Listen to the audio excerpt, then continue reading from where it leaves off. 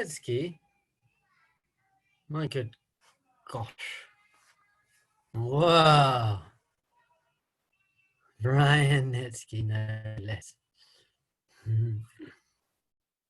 Okay, good morning, everyone. Thank you so much for making the effort to be with us. Just like to ask, especially for Dover's session, if it's at all possible, if you're in the appropriate state of dress, to please switch on your cameras. It's really lovely for all of the presenters to be able to see you guys. No pressure if people don't want to, but it's amazing if you can. And now over to Dover for final session before Passover, before Pesach. Great. Thank you, Uncle Jamie. You know what I want to do today? I want people to stand up. It's important to do this. Watch. Stand up quickly. Tuck your shirt in. Okay, here we go. You don't have to stand up. I'm standing up. I'm going to do the 4 swings that we did at the beginning of every Justifi trip in the morning. And these are very powerful swings to get your body awake and moving in the morning. What you do is you have your feet shoulder width apart and your knees slightly bent.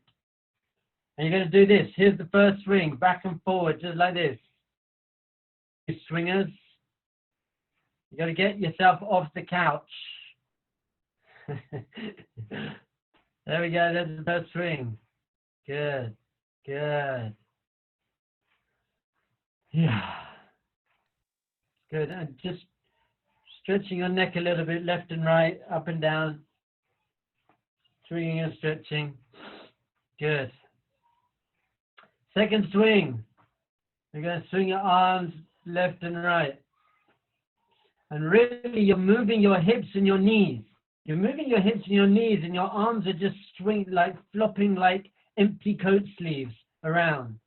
And what you're going to do, first you're going to have your head following your swing. So you're looking over the back shoulder. That's good. Now you're going to keep your head straight and you're going to look forward. That's good. Okay, now you're going to look over your front shoulder. This opens up your spine a lot. That's good.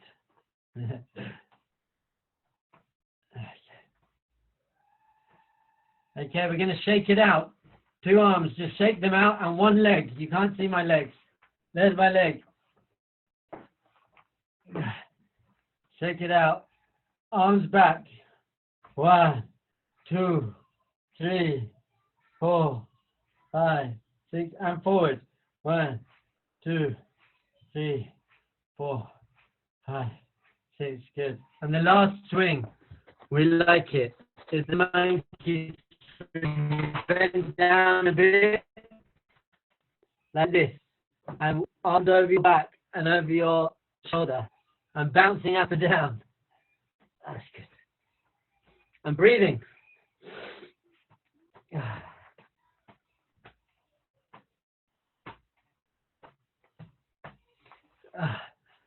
Okay. Excellent. I needed that. Come on, team. We're on fire here. All right. So today's kavanah, today's intention. The Jewish word for intention is kavanah, and it really comes from the word kivun. And kivun means direction. What direction are you going in? What direction do you have in your life? Where are you trying to get to? What are you trying to achieve in your life? And Judaism teaches that spirituality isn't just another thing that you have on your schedule. I've got my work, I've got my business, and I've got my relationships, and I've got my sports, and I've got my health and my gym, and I've also got my spirituality, which is that I do a yoga lesson on a Thursday morning, or I meditate for 5 minutes a day, and that's just another thing in my schedule. So that's what Judaism says. That's not how it works. Your whole life is meant to be a spiritual experience. It's meant to be a spiritual experience, and everything else you're doing, which you must do. You must have your job, and your sport, and your health, and your relationships, and all those things. But that's all part of your spiritual experience. So we have a concept. We've been going through really how we wake up in the morning, and we said first we wake up with gratitude, and then we think about where we want to go during our day. And then we think about our souls, our higher self, and we have this concept, Shiviti Hashem lenegdi tamid, which means I'm always going to place Hashem or God consciousness or spiritual awareness. That's always going to be in my mind. That's where I'm going. It's not an extra thing in my life. It is my life. My life is, how can I make this into a spiritual thing, a spiritual awareness? And really, our sages teach us that what that means is spirituality isn't something you can sense with your five senses, your sight and your smell and your taste and your touch and your hearing. You can't sense your spirituality there. It's a feeling. It's a feeling. It's a feeling of awe, wonder. Wow, the world's amazing. So in fact, tomorrow night, we're all hopefully going to be having a Pesach Seder.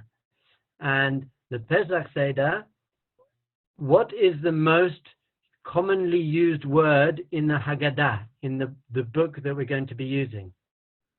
Now, funnily enough, that wasn't a question, that was a statement.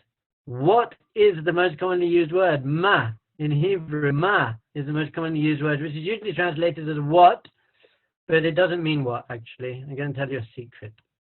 We have this idea that ma actually means how amazing. For example, we say, Ma tovu ohaleha, how wonderful are the Jewish homes. Or we say, Ma rabu ma'asecha Hashem, how wonderful is the creation. Or many of you know this song, Hine ma tovu manayim. That doesn't mean what's good and what pleasurable. It means how amazing and how beautiful it is, Shevet Achim Gam Yahad, when we're sitting together. So what we're going to try and experience today, spirituality is an experience. What we're going to experience today is a feeling of awe, a feeling of wonder, a feeling of wow, life's amazing. So what I want you to do is, we've not got so many minutes left, I want you to sit up straight. That's good. I love you guys. When we can, we're going to have a group hug with those of who I will be able to when we can. Sit up straight. And just loosen your neck again and take one very deep breath through your nose. And smile. And breathe out.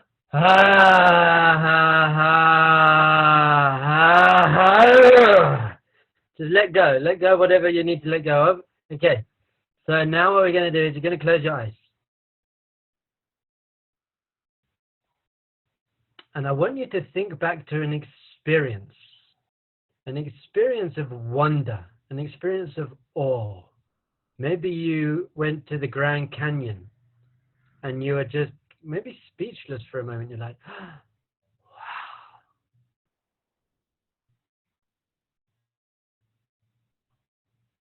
Or maybe you met a famous person, your favorite famous person ever.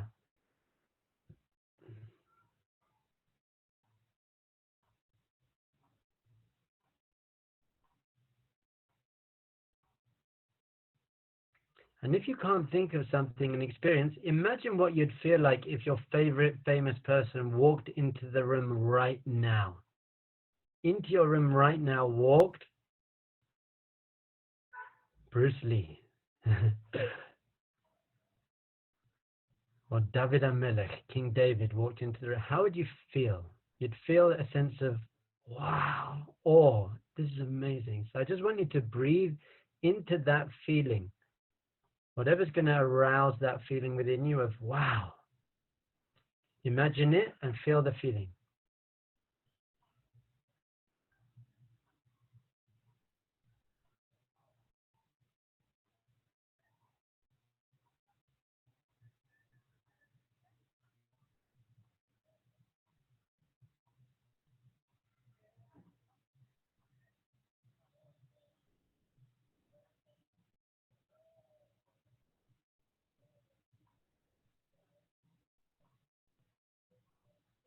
So just for 30 more seconds, we spoke about the idea of Shiviti Hashem lenegdi tamid, which means I place God in front of me all the time, God consciousness, spirituality. So really, you don't even need to imagine Bruce Lee or King David or Oprah Winfrey walking into the room. Because at every moment, all the time, the divine creator of the whole universe, who created something out of nothing and is providing everything, is right here, right now, always accessible, always here. It's amazing that even your heart is beating and your digestive system's working.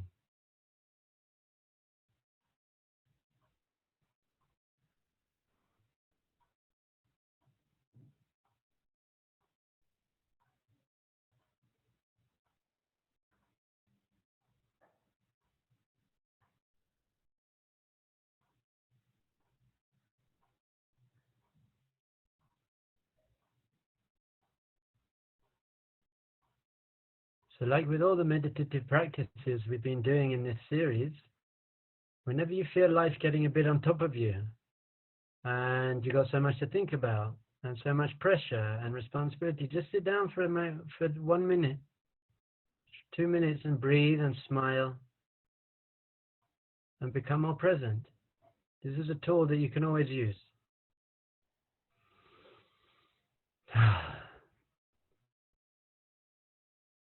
Okay, my friends, my time is up. Have an amazing Chag, a good Seder night. And next year, I'll see you in the rebuilt Jerusalem. Thanks, Dov. Chag Sameach to you. Really appreciate it. And over now to Shani. Shani, you ready? Yep. Hi. Cheers. I'm here. Okay.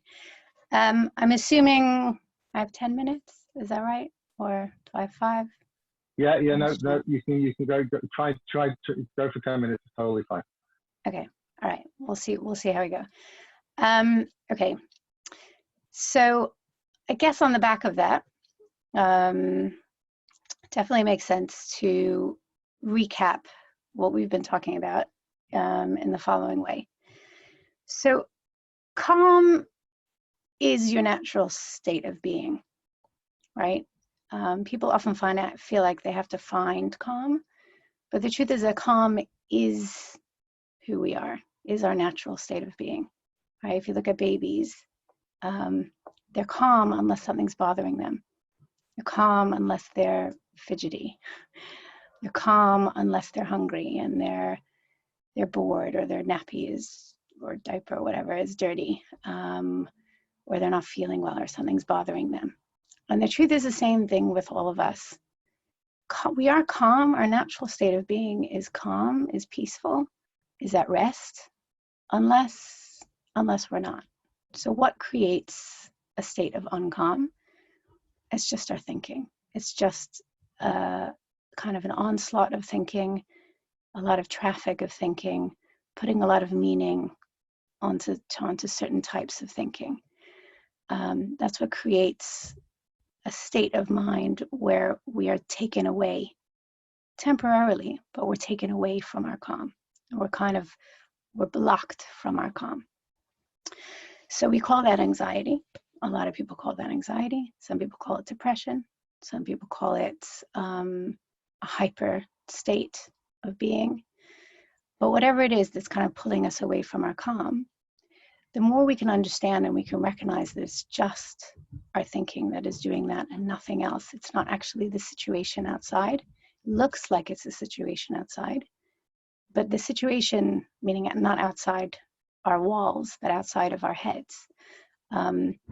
Often situations that are outside of our heads seem to be controlling or creating our experience, but it's never the case.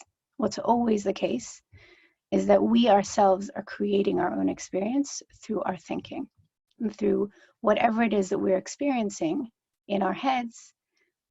We are experiencing the external situation through the prism of that thinking, okay?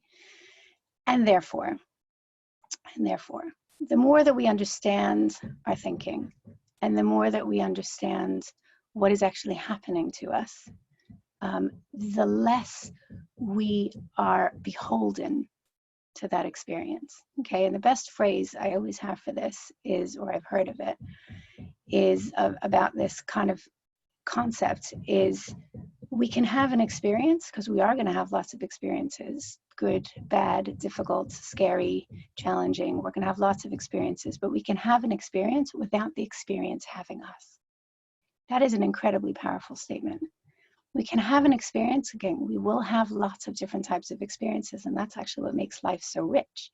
We don't really want to have one type of experience. It's kind of what's almost a little bit difficult for us nowadays. Sometimes people feel like they don't get to get out and have all these different rich experiences, meet with different people, have ups, have downs of being outside in the world.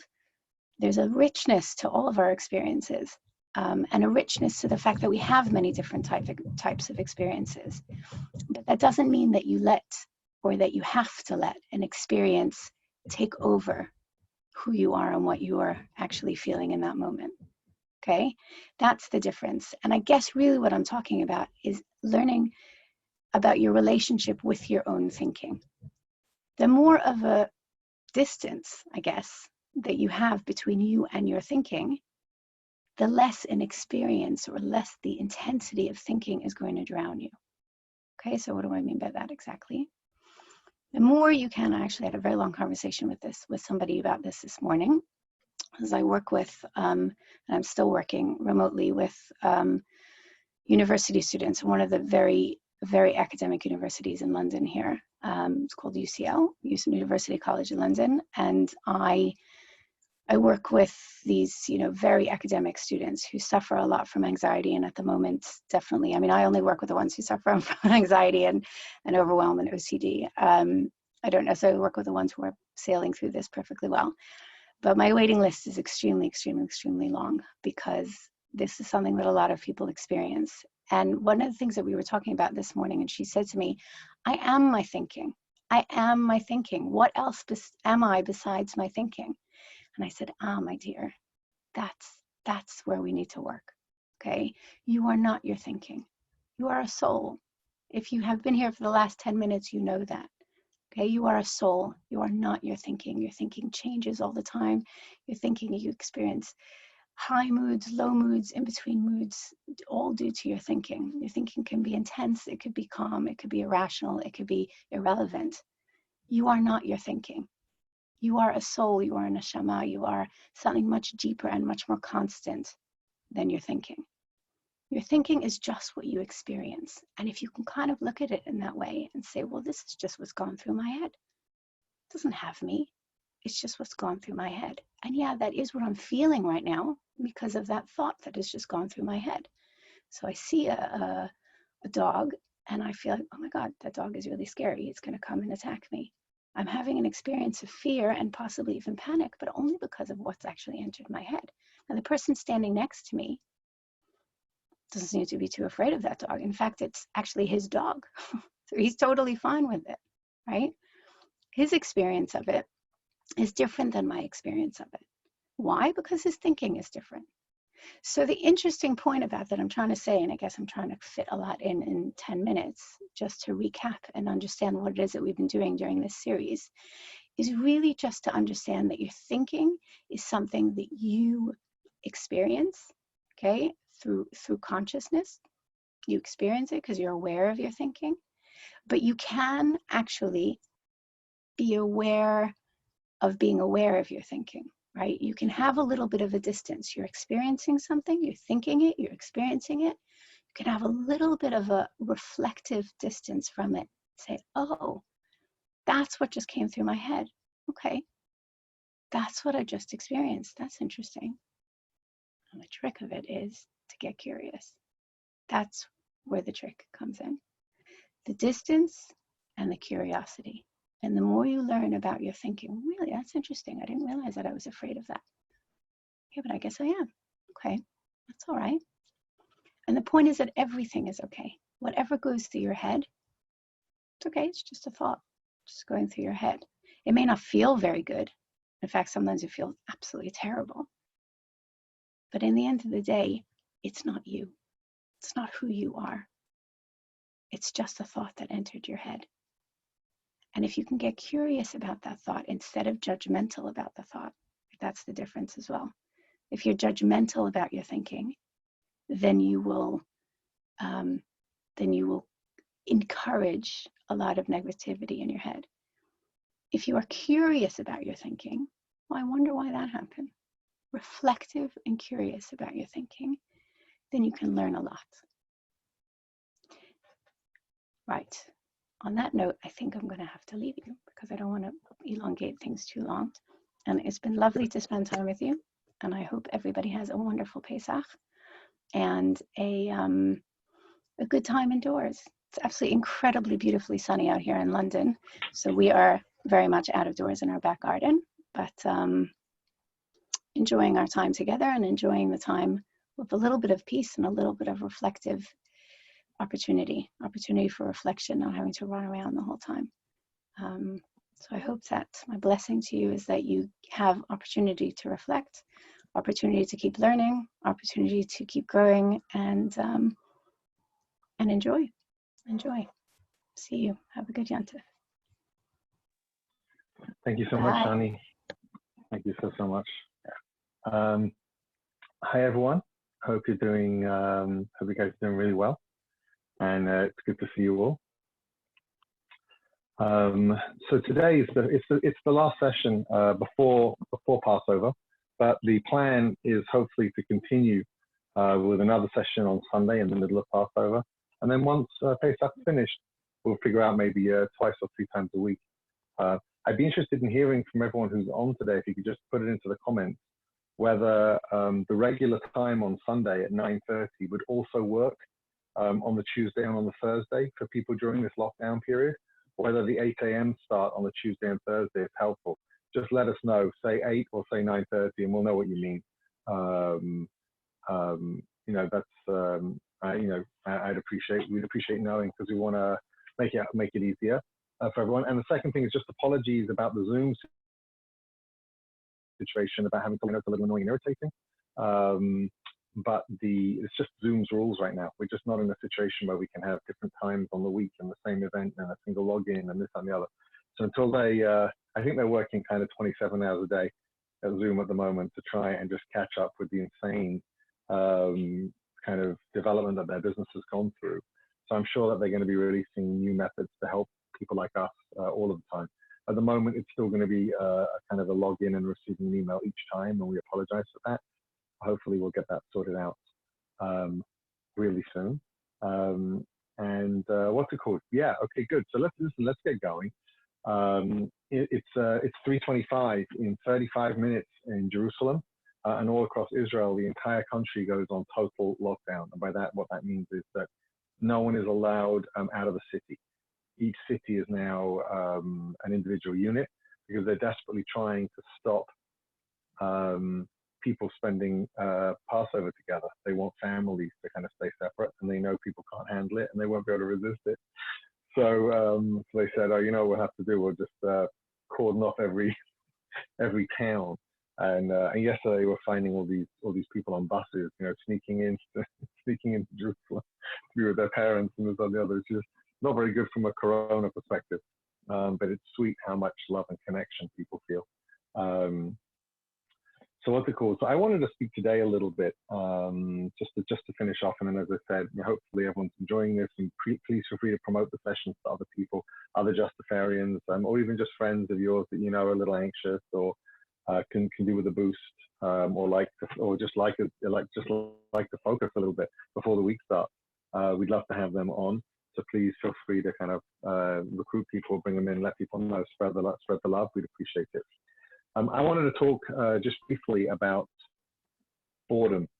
I've been working trying to arrange these sessions along with Avadia. It's been working really hard, and Brian have working really hard. So we haven't had much time to be bored. But there's a constant refrain of kind of boredom of being stuck inside, and now people are coming up to Passover, and you're going to have Seder nights, and they're going to be with much less family than normal, and all kinds of stuff. It's just a strange situation. So I thought to share a couple of ideas about that. For me, at least, boredom is really connected, I think, to a lack of stimulation, to something that's really repetitive, to a lack of input. And we've been speaking for the for the week or so that we've been together, the 10 days. I'm speaking a lot about effort versus comfort. I'm speaking about depth versus superficiality, meaningful versus the mundane. And guess what? You know, focus versus distraction. You know, or even perhaps a better way of explaining it is input, needing input to distract versus going inside in order to understand, which takes effort, comfort, etc., etc. You guys understand the triangle and how this works, I hope.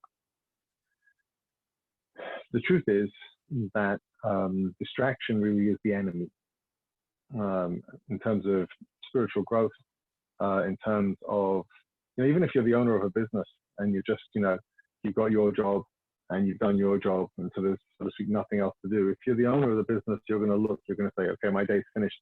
How can I help the other guy? What efficiencies can we look for? How can we more deeply improve? How can we further this? How can we further this? How can we do better?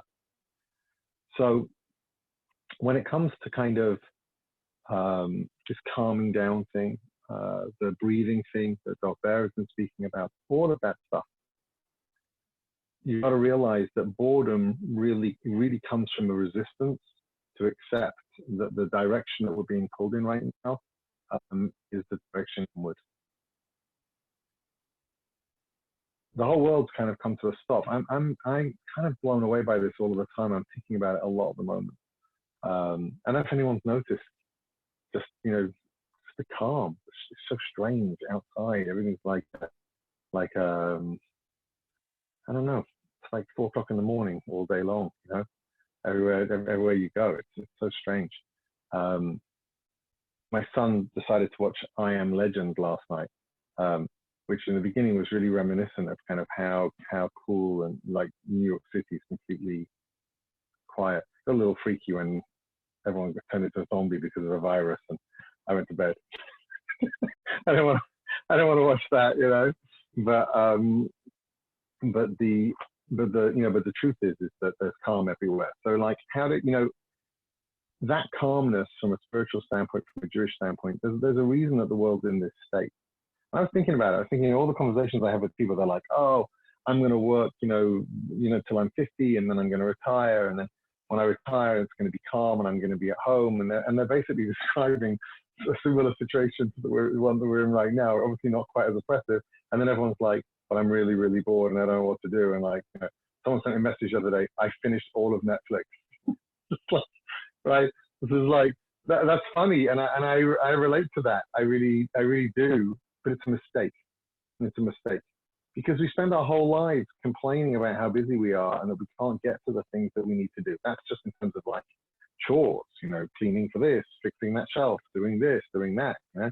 And then when you finally get clear of all of that, then there's sorting yourself out.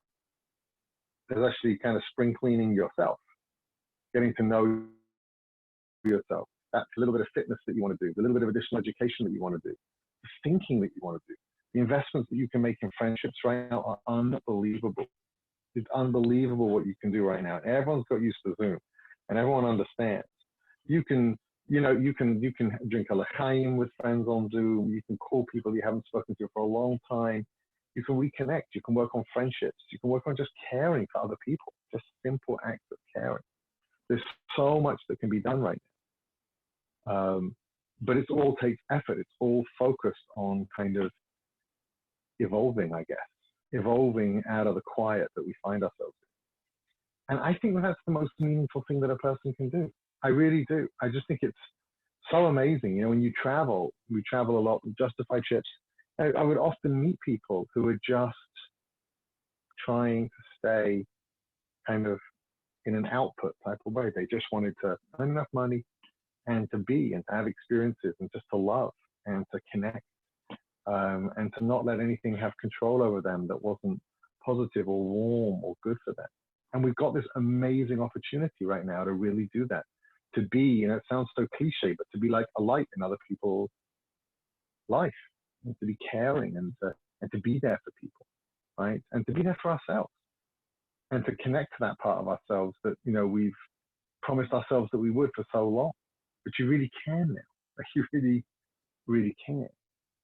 So if you think about, you know, doing a breathing exercise the way Dov Bear shared with us, and then just learning how to step outside of yourself and observe yourself, observe your thinking, realizing that life is not happening to you.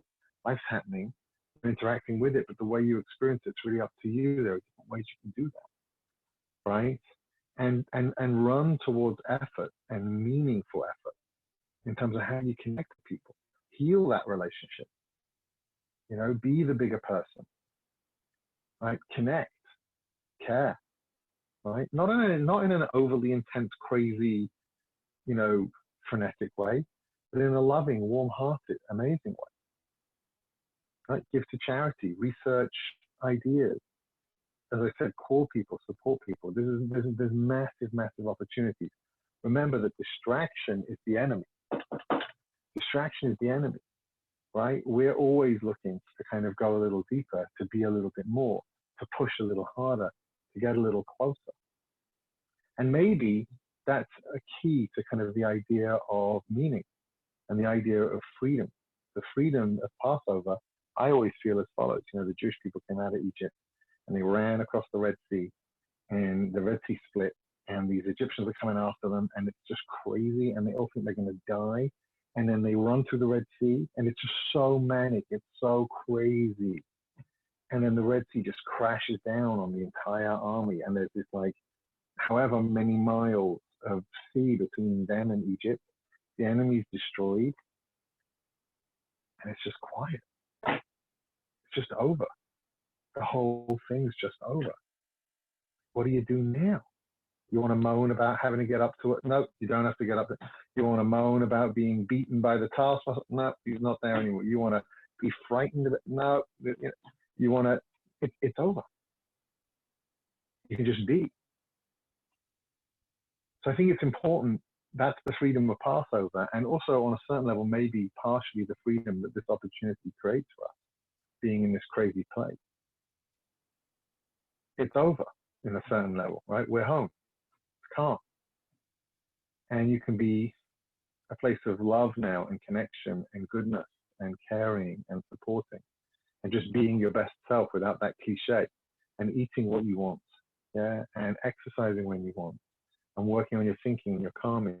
These are tremendous opportunities. So that's freedom. That's freedom. That's the opposite of boredom, right? Don't worry about the lack of stimulation. Be stimulated by what's going on inside. Get to know yourself better, people that you're living with better, loving, kind, and caring. Okay, so I'm going to head over to Alana right now. And it's really lovely to see everybody. And we have a really exciting announcement to make. Also, Ilana and I just launched our relationships channel on Instagram. It's at Ilana and Jamie. The first video is going up soon, and just feel free to give us feedback. You know, stuff we just figured we'd try and use this time to finally put some stuff out there. So the first video is up or about to go up. Ilana will mention it at the end of the session. I'll probably mention it every second sentence throughout the next 4 years. So I'm sure you'll hear about it again. Over to Ilana right now, and everyone should have a wonderful, beautiful, meaningful, crazy Pesach. Chag Sameach.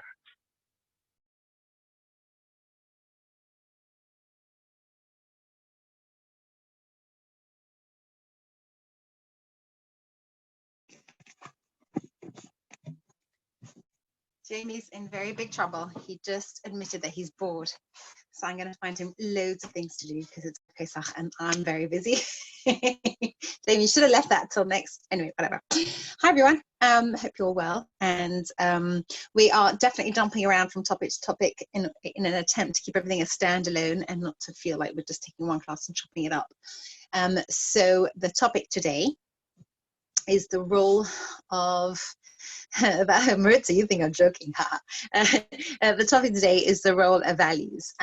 So let's talk about the role of values. Now, when we say the role of values, what we mean is as follows.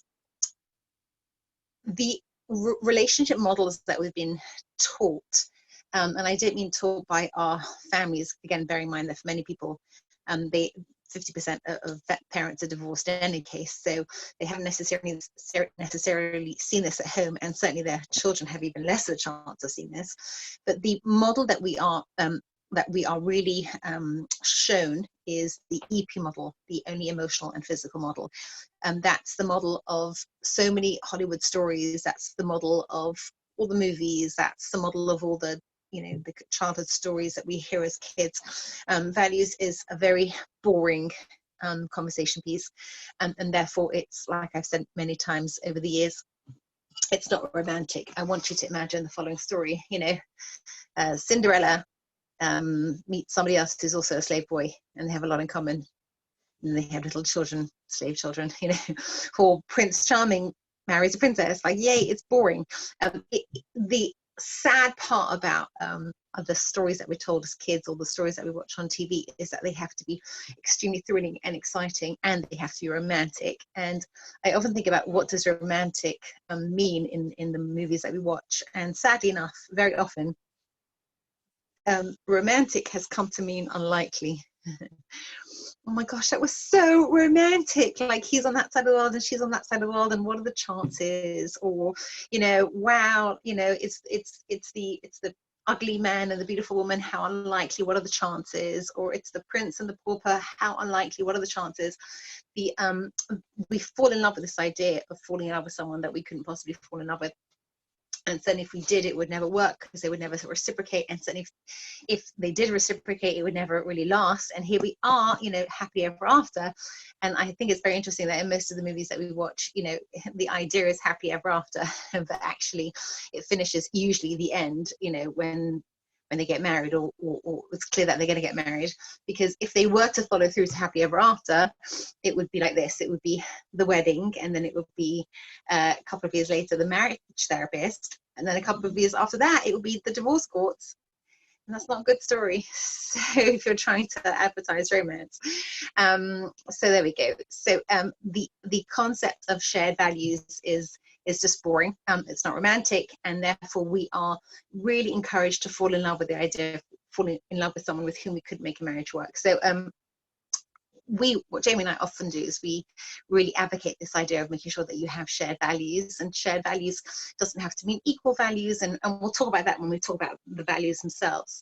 But I want to talk around values. I know a lot of people love to know how to get to know their values, and we'll do that, please God, all in good time. But let's start by talking around values, and let's just come up with a couple of reasons why having compatible values is just going to be so crucial in a relationship. Here's one I've prepared earlier. I have a couple of answers for you. So I'm going to share my 3 favorite answers to this question. And I would love to hear back from you if you have more answers. But my top 3 favorite answers to this question are, number 1, prioritization. Simply prioritization. What values do is they allow you to prioritize.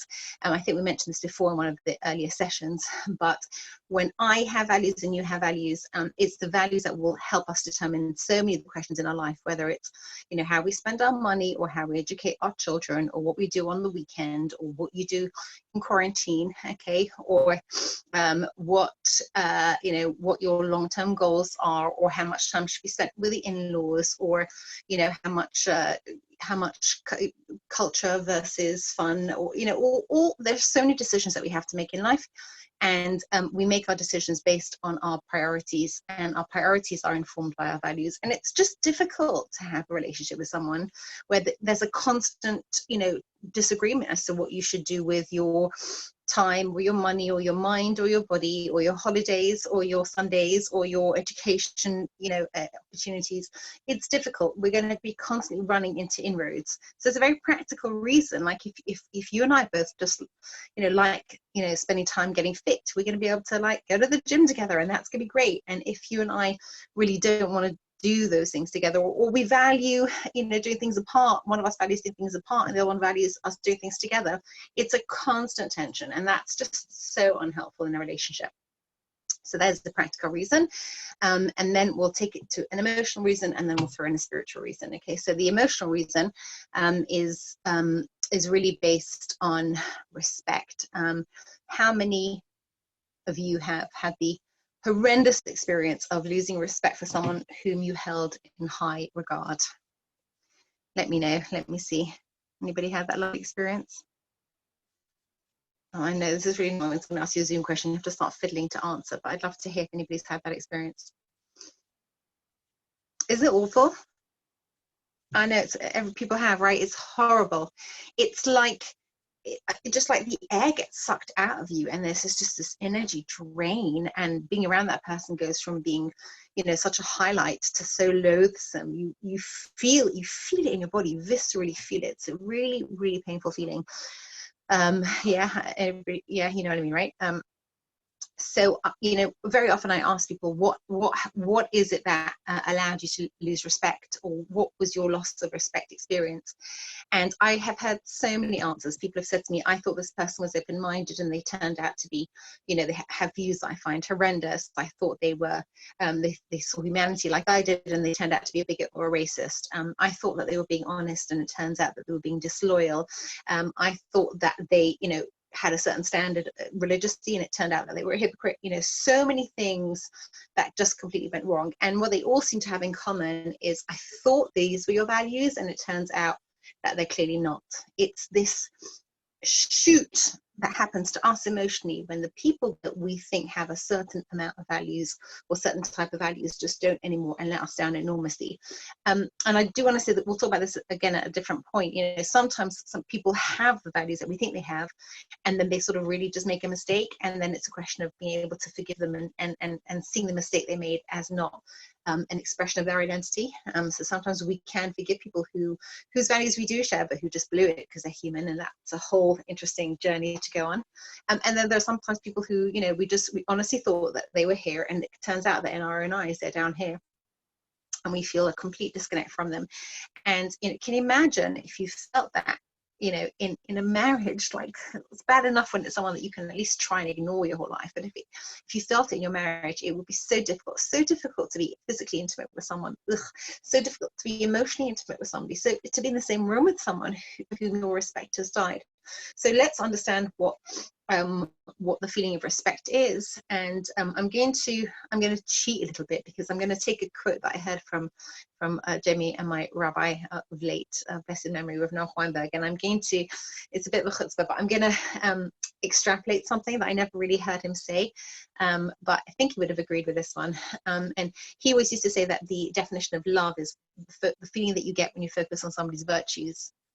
Right? And now that I know that you're kind, I feel nicer towards you. Now that I know that you're funny, I'm more attracted to you. And now that I know that you're so sensitive and considerate, like I'm. Next one down, please switch to 5, Hellman 5. Okay, I think mine's okay. Are you sure it's gone down? I can't, maybe I'm not. Can people hear you? Okay, we're not sure if my internet's gone down. Can somebody wave to me if you can still hear me? Yeah, we hear you. You hear me? Okay, all right. Super. just pretending. So, you know, the feeling that you get when you really understand someone's virtues, you discover a new virtue, you have a new baby and it does something new and you fall in love with them all over again. That's love. And I'm going to, like I said, take a bit of a leap on this one and say the feeling that you get when you really connect to somebody's values is respect, right? The feeling, the emotional attached, the emotional side of you know, of the intellectual experience of values connection, the emotional expression of respect. So when we suddenly discover that we thought people shared our values and we realized that they didn't, and the respect drains, it is a horrible situation to be in. And it's so important to make sure that the values that our partner has are things that we can really, you know, respect in the long term. And I want to just touch on, I don't have too much time, but I want to touch on this idea that sometimes you can live a lifestyle with someone and it looks like you share the same values because you're doing the same sorts of things. But when you dig a little bit deeper, you discover that what was driving them and what was driving you are completely different, and it's not based in shared respect, in shared values. And so, you know, you can meet someone and you can think, gosh, we have so much in common because you know, I don't know, we met in the gym and we're both really into getting fit, you know, but you're getting fit because you really have respect for your body and you really, you know, believe in health. And then you discover that they're getting fit because, you know, they want the whole world to worship them because they are God's gift to mankind, right? So you may be doing the same exercises or whatnot, but actually you're not driven by the same, you know, interior focus. And, you know, and suddenly they're going to start doing things that are really unhealthy, like taking steroids. And you're you're like, I thought you respect your body and you want to like really look after yourself. Isn't that why you go to the gym? And they're like, no, you know, and you're like, well, we've grown apart. What does that mean, we've grown apart? It doesn't mean we've grown apart. Often it means we've discovered that we were apart from the beginning, but we didn't really get down to the core values. By the way, the good news for this is that you can really go on a journey with somebody if you share core values. So people always say to me, like, how do you know what you're going to be like in 40 years time? And I say, I jolly well hope that I don't know what I'm going to be like in 40 years time. That means I would not have grown at all, and I'm completely predictable and I'm completely boring. What kind of life is that? But when you get down to what has always really mattered to you and what really, really matters to you, and very often you see, when we learn more about figuring out what your values are, you'll see that there are things that you've had since you were little that are themes that continue to play in your life. When you're very deeply in touch with that, then they will take you on a journey, and the journey can be completely unimagined and fantastic, and you can go on it with this other person when you really share those values. You know, you can say to the person, you know, who does really exercise because they care about body and health, like, well, you know, I know we're very into bodybuilding, but you know, I've heard about yoga. You want to go to India with me for 6 months, and let's try meditation work over there? And they might say, yeah, wow, that really fits into my core values, and suddenly the adventure begins. So respect is very much the outshoot of shared values, and if you find that you don't have that in common, life's going to be extremely difficult to navigate, because you're stuck with someone that you just feel less and less towards. So we really want to avoid that one, and we do have to get in touch with what our core values are to know that. And the third reason, and I'll finish with this very quickly, is like this. You know, sometimes 2 minutes, okay, sometimes what happens is that, you know, you wake up one day and you're just thinking, you know, like, what on earth is this life about? Like, what am I doing? You know, I think a lot of people are having, you know, this fantastic quarantine crisis that's actually, I had somebody describe midlife crisis recently as a midlife revolution, which I thought was really nice. You know, like, it's not quarantine crisis, it's quarantine revolution. It's just like, after all this is done, am I actually going to go back to the job that I really hate, that I've always hated? I just never had the chance to stop and assess about that. I don't want to do that. Like, you know, how am I going to make my first day out count? Am I going to go back to, you know, old bad habits, or am I going to do things that are really important? A lot of us have had a big chance to reconsider. And, you know, on the days where we feel like life is just so down and blah and unenergizing, what we're experiencing, we might call it lowness, we might call it depression, but what we're experiencing really is the horrible feeling of emptiness that we get from meaninglessness. Right? That's what we're experiencing. When our life is completely full of meaning, when we really feel that, like, gosh, today was a meaningful day, and I don't mean productive, I don't mean I was distracted from realizing how meaningless it was, but it was really meaningful to me. So what happens is, like, you know, I don't have to pursue happiness, I just feel so energized by that. Meaning gives me such a lot of positive energy. And if you understand deeply what meaning is, again, meaning is when the life that I'm lead is actually a reflection of the values that I really hold dear. And we have, so many of us, been thrown into the lives that are a reflection of our society's values, of our parents' values, of our education system's values, of our government's values, that we feel sometimes a disconnect between that fulfilled feeling and everyday life. So when we take the time to really reassess our values, and we find someone with whom we share those values, we have an enormously expanded chance of having a life that feels meaningful. Okay, so those are 3 reasons: priorities, respect, and meaning, just very, very quickly touched upon. And I hope you do take this time, especially over Pesach, when we really, you know, left Egypt and left being slaves to different culture and figured out who we are, to put a little bit of that time in to figure out what your values are, because it will give so much blessing to your choice of partner and to your life in general. And please God, in time, we will do some, like, you know, practical work on how to figure that out for those of you for whom that's a scary question. So bear with us. And in the meantime, you know, I guess ask yourselves a question, like, what is just more important to me than everything else? Like, see if you can get down to a short list, and then we'll refine it. Okay, over to Vadia, Rabbi Sofa. Have a wonderful Pesach, everybody. Bye.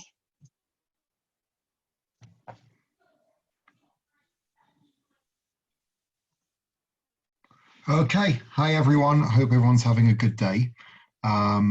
Thanks so much to all those people who sent me emails and feedback on the last couple of sessions. That was really helpful and useful. So what I'm going to be speaking about today is getting the most out of an experience we have. And where I think we often miss this is where we have a goal, we have a project, we try to do something, we try to get something done. And the thing we're trying to get done has very solid, very measurable criteria of success. Most common measure of success we use today for things we're trying to do is how much money we make from doing it. And there's nothing wrong with that. Because if we're trying to do something that makes money for good reasons, and we're trying to do something ethical and productive to make money, then how much money we actually make is a great measure of success. There's nothing wrong with that. Sometimes there are other measures of success. But what I want to focus on is the unseen element of success that we have a lot of control over and that we can get a lot of if we know what we're doing. And that is how much we grow from the experience. Meaning I can maybe start a project or start to do something with the express intention of making money. Now, I might, in conventional terms, succeed at that and make the amount of money I wanted to or more, or I might do something that in conventional terms would be considered failing at it and not making any money, or losing money. I've done way more of that. But the truth is, whether or not I succeed or fail in conventional terms, there's something else there, which is how much the experience changes me. So even if I make money, if I have a real opportunity to be changed positively and strengthened by the experience, whether or not I make money, it's a shame not to get that experience. So whether I make money or I fail at making money, I always win more if I am changed by the experience. So there's a few steps to doing that, right? It's to making the experience really a formative one. And the idea behind it is to view everything we do today as training for tomorrow, right? To view all of the things we're doing now as something that are preparing us and building us and making us stronger for the next challenge ahead of us. And that applies equally powerfully whether this challenge goes the way we want or the way it doesn't. So how are we going to do this? So step one is going to be in anything we're doing. And this applies, by the way, also when we're just having an experience. So now, for example, this whole lockdown situation a lot of us are in, it's an experience without a goal. I mean, our goal is survival as a species or whatever it may be. But we can do this when we're having an experience that is purely an experience. It's just something happening to us, or whether the experience is the byproduct of a journey we chose to go on. So the first one is daily check-ins. And the daily check-ins need to have a specific focus of what have I learned? How have I changed? What opportunities have I had for growing and learning and changing? So ask ourselves those questions every day. The next one is going to be to build skills, to focus not only on the results that we're getting, but on the skills that we're building in the process, the skills that we need to build more of, and the skills that without expecting it are just being built in us. And to really think about how we can maximize those skills, because those could really help us in the next challenge in life. Next step is going to be to self-critique our performance. Meaning we very often, let's use again the business example because it's the clearest and most universal. If we're making money, if the business is going well, then we tend not to question ourselves. We just say, hey, look, I'm getting the results. I'm getting the likes on social media. I'm getting the dollars. I'm getting the approval of others. I'm getting whatever it is. So it must be I'm doing really well. But really, in order to do better, what we need to do is put the results totally aside. Totally ignore the results for a minute, good or bad, and just critique our performance objectively. Look at just how we performed regardless of the standard criteria. And then think of ways to practice these newly acquired skills, meaning I might do a business thing. In the process of this new venture I end up building a certain skill, but this could be a very short-term project.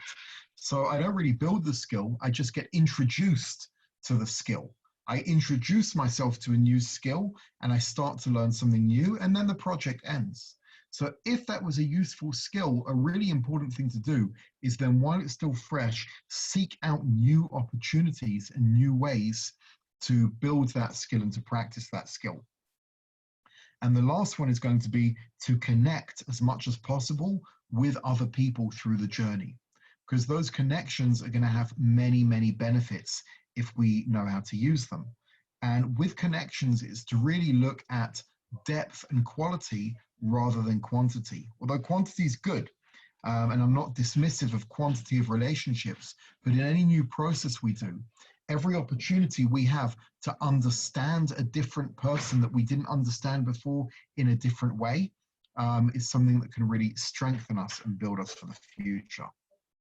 So that was something really quick, but what I want to do now is just a pre-Pesach meditation, just for 2 or 3 minutes. We've got 2 minutes left, and hopefully you'll forgive me if I go a minute or two over. But the pre-Pesach meditation is going to be about freedom from the things that are holding us back. So instinctively, I'd like everyone to think of, and you don't need to share it, what is inside you that is holding you back from being better? A resentment, a grudge, a fear, or whatever it is. Okay? And just realize that that is in some way being a bit Egypt-like to us. That is in some way enslaving us. Any belief we have or feeling we have that is stopping us from exploring or stopping us from living life to the fullest. And it's a very, very simple meditation. We're just going to hold that. We're going to breathe in really, really slowly. Hold for a second. And as we breathe out, just see that thing, that little piece of slavery, going away, and let it go. And we're just going to do this 2 or 3 times. So let's breathe in. And as we breathe in, feel ourselves fully expanding, feel that breath sort of like ironing out all of the creases and all of the dents in us and just smoothing us out. And then we breathe out and let that thing go. So again, this time I won't talk.